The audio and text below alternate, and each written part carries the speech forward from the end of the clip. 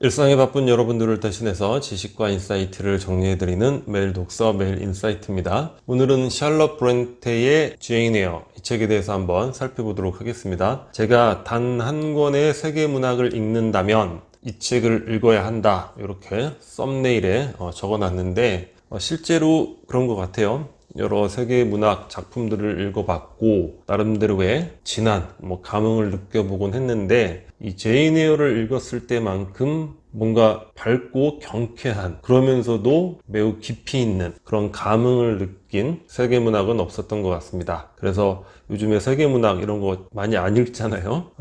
시간 내서 꼭 한번 제인 에어만은 읽어보시기를 추천드리고, 또 썸네일에 여자라면 제인 에어처럼 이렇게 써놨는데 그건 일종의 카피고, 남녀 구분 없이 누구에게나 감동적이고 또한 유용한 독서가 되는 책이 바로 제인 에어라고 할 수 있습니다. 독립적이며 주체적이고 또한 능동적이고 긍정적인 이러한 삶을 살아갈 수 있는 그런 모델을 제시해주는 독보적인 문학 속 캐릭터, 우리의 롤모델 제인 에어에 대해서 간단히 몇 가지만 살펴보도록 하겠습니다.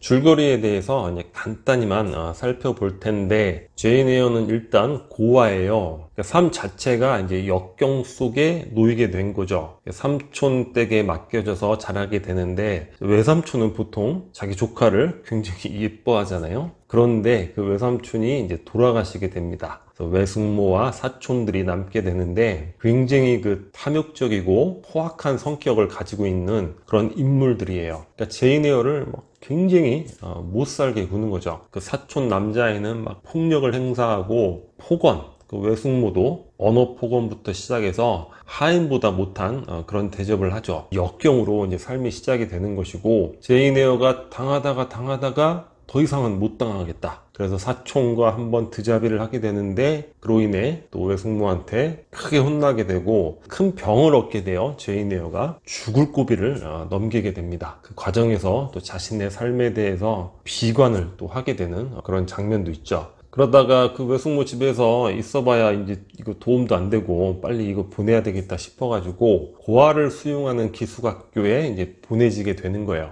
근데 제인 에어에게는 그게 오히려 도움이 되겠죠. 그 사촌들한테 맨날 폭력당하고 학대당하고 사는 것보다는. 물론 그 기숙학교의 시설은 또 굉장히 열악합니다. 먹는 것도 그렇고 겨울에는 너무 춥고, 거기서 헬렌 번스라는 친구를 만나게 되는데, 친구가 되니까 어떻게 돼요? 우리 외숙모와 사촌들이 날 이렇게 학대했어, 열받지 않니? 근데 그 친구가 상당히 일종의 도인 수준이에요.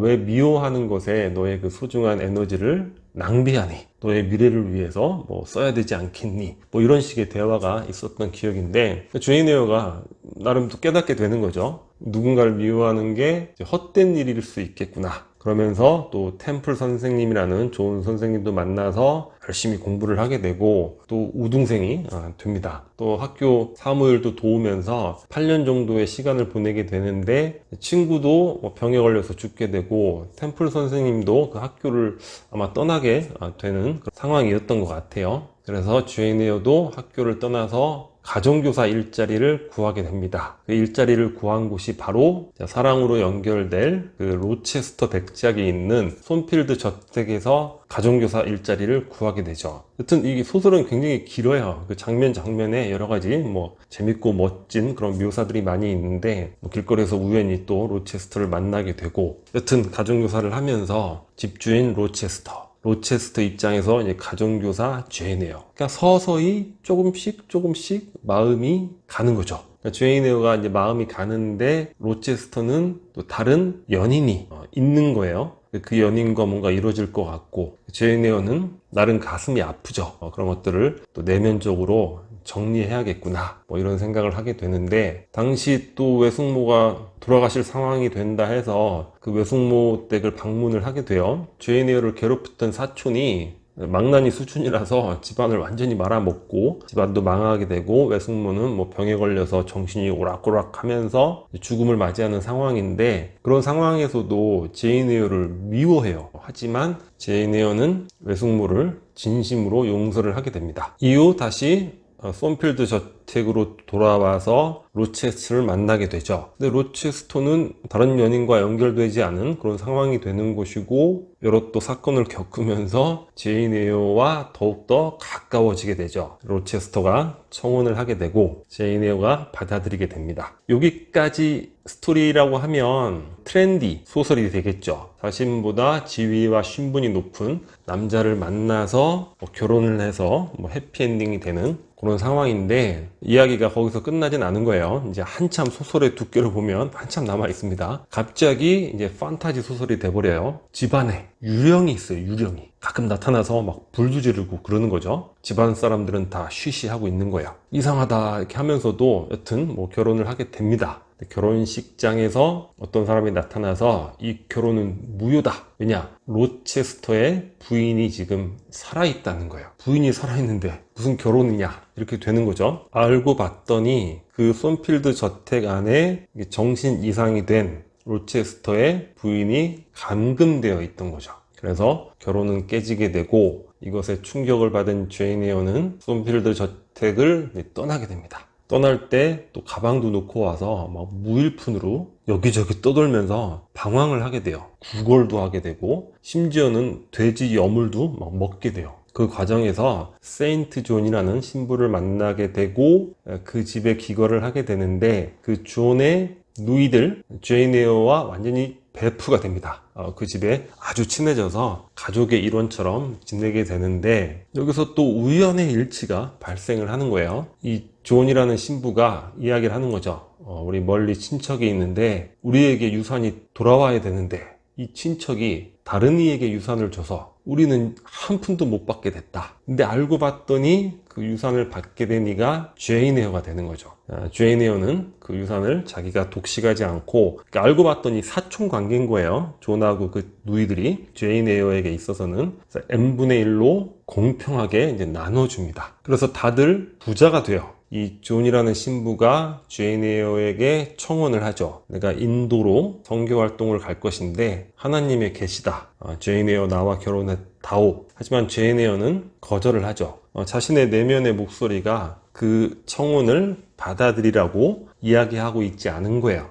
존에게는 다른 사랑하는 여자가 있었고, 존의 입장에서도 도구로서의 인간이라고 할 수 있죠. 내가 선교하는데 제인 에어 정도의 강인함과 성실함, 이런 것들을 갖고 있는 여성이 필요하다. 이런 관점이었던 것 같아요. 그러다가 제인 에어가 또 내면의 목소리를 듣게 됩니다. 로체스터의 목소리를 듣게 되죠. 깨닫게 되는 거예요. 나의 진정한 사랑은 로체스터였다. 근데 로체스터 캐릭터가 그렇게 잘생기거나 그런 인물은 아니에요. 여기 존이라는 신부는 굉장히 훤칠한 미남으로 나오는데, 로체스터는 왠지 약간 산적 같은 이런 이미지, 그런 느낌이 들어요. 소설을 읽다 보면. 로체스터를 찾아가는데, 갔더니 자기가 손필드 저택을 떠난 이후에 전 부인이 저택에 불을 질러서 집이 다 불타버리고 로체스터는 불구가 돼 있는 거예요. 눈도 보이지 않고 한쪽 손까지 잃어서. 그래서 늙은 하인 부부에 이제 얹혀 사는 그런 처지가 되어 있는 거죠. 그런데 제인 에어는 그 로체스터를 선택을 하게 됩니다. 자기보다 나이도 20살 정도가 많고 이제는 여러 면에서 마이너가 된 거예요. 재산도 없고 신체도 힘들고, 하지만 자신의 내면의 목소리, 자신의 진정한 사랑의 울림을 느끼는 거죠. 여기까지가 전체적인 제인 에어의 줄거리가 됩니다.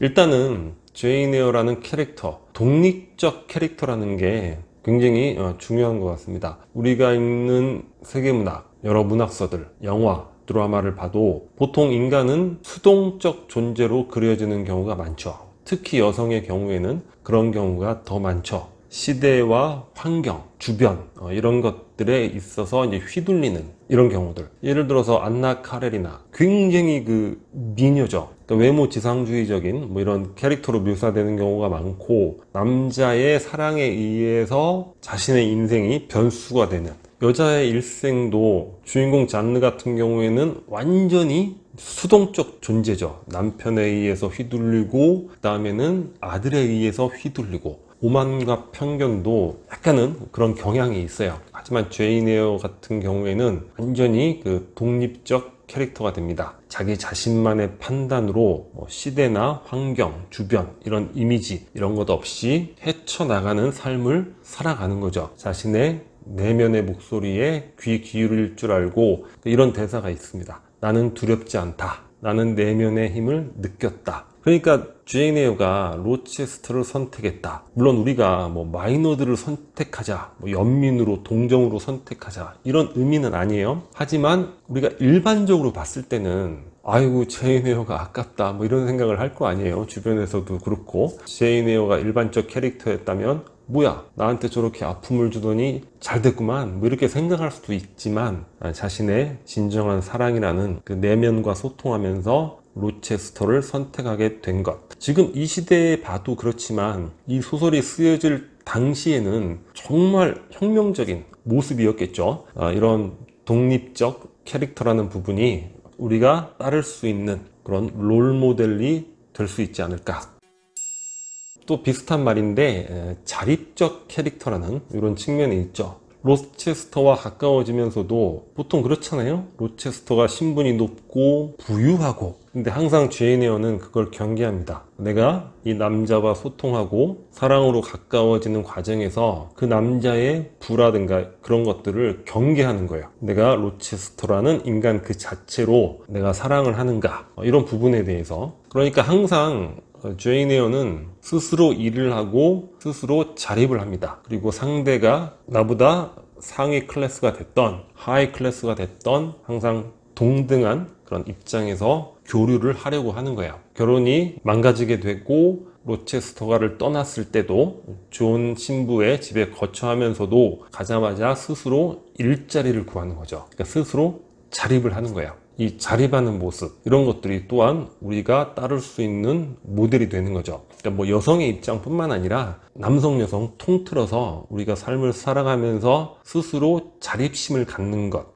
그건 굉장히 중요한 거죠. 버지니아 울프가 여성이 여성으로서의 독자성을 유지해 나가려면 자기만의 방이 필요하다. 그게 뭡니까? 경제적 자립을 의미하는 거잖아요. 남성이든 여성이든 자립하려는 자세. 제인 에어가 이런 이야기를 하게 되죠. 이제 저 자신의 주인은 저예요. 우리가 정신적 독립과 경제적 자립에 있어서 핑계거리는 많잖아요. 하지만 우리가 인간으로서 생명으로서 가져야 할 아주 가장 필수적인 부분이 이런 부분이 아닐까 이 책을 읽으면서 생각을 해보게 됩니다. 이외에도 용서할 수 있는 부분, 외숙모를 또 용서를 하잖아요. 용서라는 거는 자신이 과거의 고통으로부터 자유로워지는 방법이잖아요. 미워한다는 거는 자신의 현재의 시간과 에너지까지도 과거의 고통에 빼앗긴다는 그런 의미가 되잖아요. 그래서 제인 에어가 외숙모를 용서하는 것. 하지만 주변에 보면 아직도 그 어린 시절에 부모의 행동을 용서하지 못하는 이런 미숙한 경우 자기 자신 또는 주변에서 많이 보게 되잖아요.